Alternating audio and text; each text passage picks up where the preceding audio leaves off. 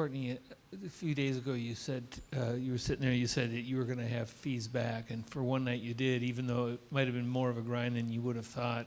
Can you just talk about finding a way to win even when maybe shots weren't going? Yeah, I mean, I think we got to depend on our defense. We emphasize that so much that when our offense isn't going, we have to be able to lean our heads on our defense, and I think that's what we did. I think you guys had that 14-point lead. I think that over the course of the next 9-10 minutes, it was like 27-6. I think they went up 7 or 8 points. But you guys kind of found a way, not necessarily to come roaring back, but to get the game back to where it was a dogfight. Was that a crucial moment, do you think? Yeah, I mean, I think we emphasize 5 minutes at a time. So I think we just focused. I think it was one point I didn't know we got the lead back because we was just so locked in, and then we looked up, we like, oh, we up. But I think that's just a testament to us just being locked in, making sure we take the game 5 minutes by 5 minutes by 5 minutes. BC, this one's for you.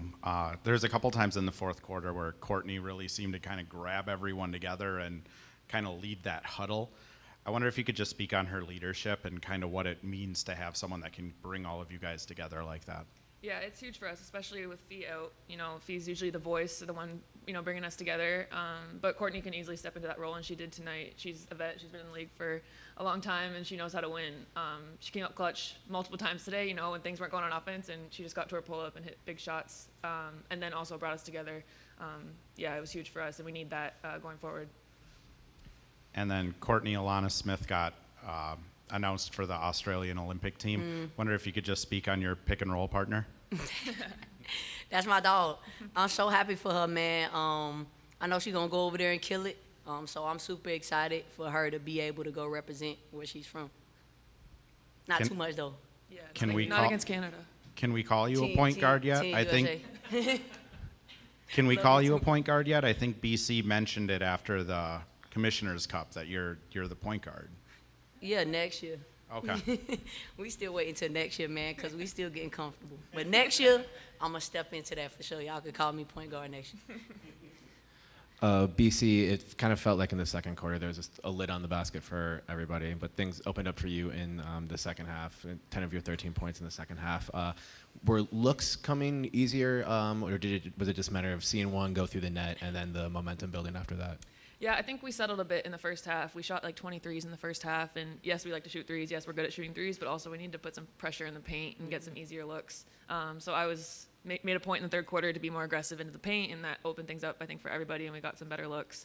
So it was a kind of a combination of not wanting to settle, but also knowing I'm still a three-point shooter, and that's what I want to do first, but also getting into the paint, got to the free throw line a couple times, things like that. And for both of you, just sort of a trademark of Washington this year has just been how, closely they play games, how, tough they make it. Even during their winless streak, it was, 4 to 7 points most nights. Like, what were some of the ways in which they tested you, and, how big is it for you to overcome those tests and get back in the win column tonight? Go ahead, BC. I mean, they're a good team. They're coached well. They, run things the right way. They play basketball the right way, and then they're physical. They make things messy for us when on offense. They push through screens. They just make things hard because they're a good team and they have good players. And again, their record doesn't show how good they are because they've been in a lot of close games. And we knew that coming in. We weren't taking them lightly. Obviously, we got out to a good start and then let them back into it a little bit. We need to be better with that. But, yeah, I mean, they're a good team, and I think we grinded this one out a little bit, but definitely a learning lesson for us. This is for either one of you.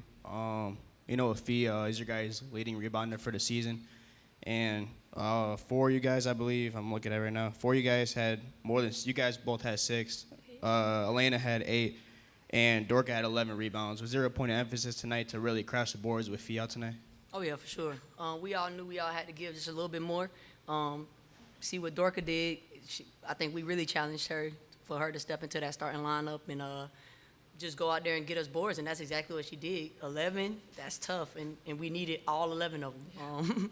So I think us just understanding everybody had to give just a little bit more. And then in the second quarter, or in the first, you guys shot well in the first. You guys held them to 14 points, 7 turnovers, and then in the second quarter, you guys shot 5 for 21, 1 for 10 from 3, and then they tied it up at the half. So, Damn. I'm sorry to bring the stat on y'all, but What was the message at halftime just to keep going and eventually kind of a little bit find that rhythm or just put more defensive pressure on them?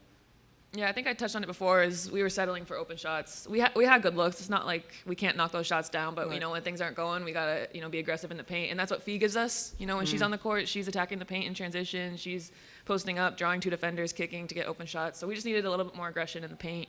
Again, still shooting threes when we're open, but finding the balance between both things and not just settling. Last one for me, BC. In this game, it looks like you set a new career high in three-point attempts. That's it. 8. I know Cheryl Yeah, said shit, more before than well, not 8, in a season career Oh, high. okay. I know Cheryl said coming Game's into 21. this. Oh my God. I know coming into the season, Cheryl said three-point shooting for you was going to be an emphasis, and you kind of have that green light. Is this kind of what you imagined, or is this kind of exceeding expectation to be shooting so many threes? No, I mean, I like shooting threes.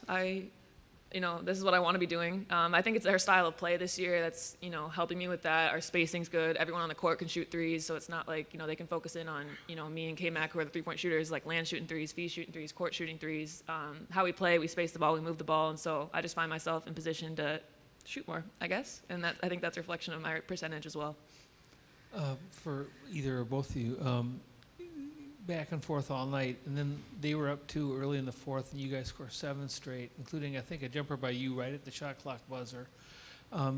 Did you feel like you were getting things back in control, or was it a dogfight the rest of the way? Was there any point at which you felt that you guys had kind of retaken control of the game? Maybe year 3 with 5 minutes left. Yeah, it never felt that way to me. I'm not even gonna lie to you. It never No. felt like we could settle and be like, oh, we winning. I didn't even know we was winning, to be honest with you. But again, we gotta stay locked in like that, because next thing you know, you look up there and you up 5-6 just because you locked in on on playing basketball the right way. So I think that's what we try to do, just play basketball the right way, and I think the score will reflect that. Yeah. Courtney, you talk about playing the right way. You got the stat sheet in front of you. 16 points. Where you at? 16 points, You looking 6 at rebounds. You looking at the plus minus. 7 assists. Oh, 17. Well, 17. One better, but yeah, 16 plus minus.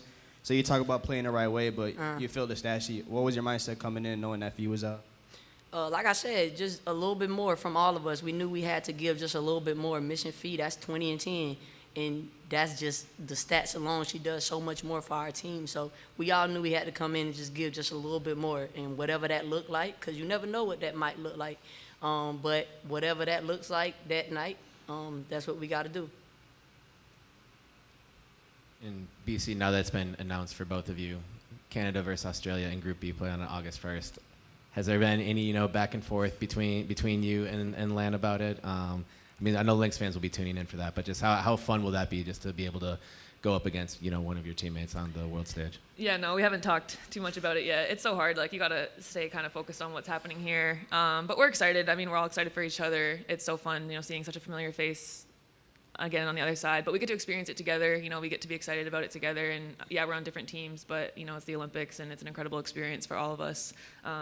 It's fun when you know someone so well on the other team, and I'm excited to play. Australia has a really good team, so it'll be a tough game for us, but looking forward to it.